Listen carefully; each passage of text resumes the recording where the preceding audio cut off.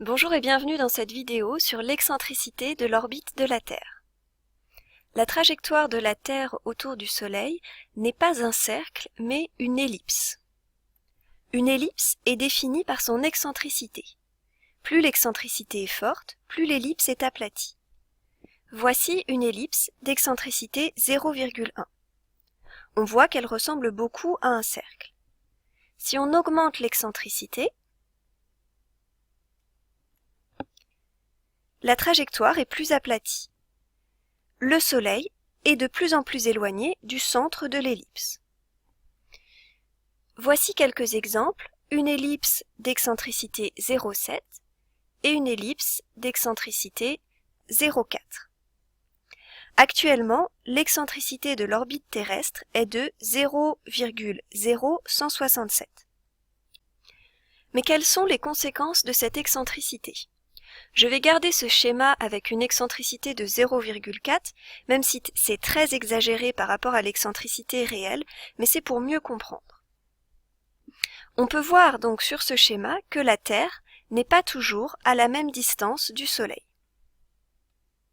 Lorsque la Terre a une distance maximale du Soleil, on dit qu'elle est à l'aphélie.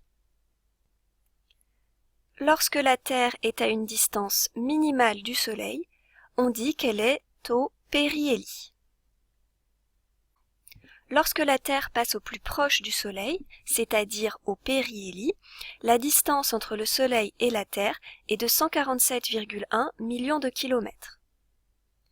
Lorsque la Terre passe le plus loin du Soleil, à l'aphélie, la distance entre le Soleil et la Terre est de 152,1 millions de kilomètres. Il y a donc une différence de 5 millions de kilomètres entre le périhélie et l'aphélie.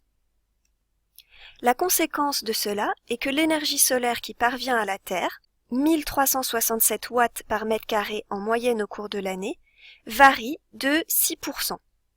Elle passe de 1408 watts par mètre carré au point le plus proche, c'est-à-dire le périhélie, à 1326 watts par mètre carré au point le plus éloigné, c'est-à-dire l'aphélie.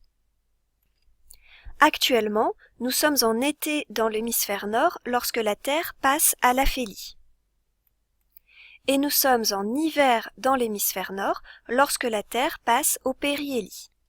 La combinaison de l'obliquité de l'axe de rotation de la Terre, qui est responsable des saisons, et de l'excentricité, contribue donc à rendre les saisons moins marquées dans l'hémisphère nord.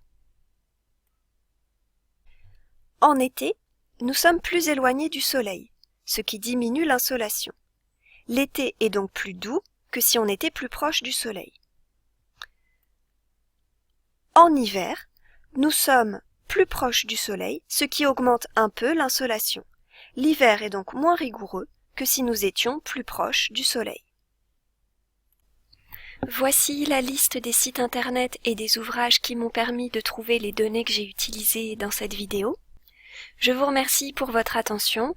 N'hésitez pas à aller consulter les autres vidéos sur les paramètres orbitaux de la Terre et leur influence sur le climat.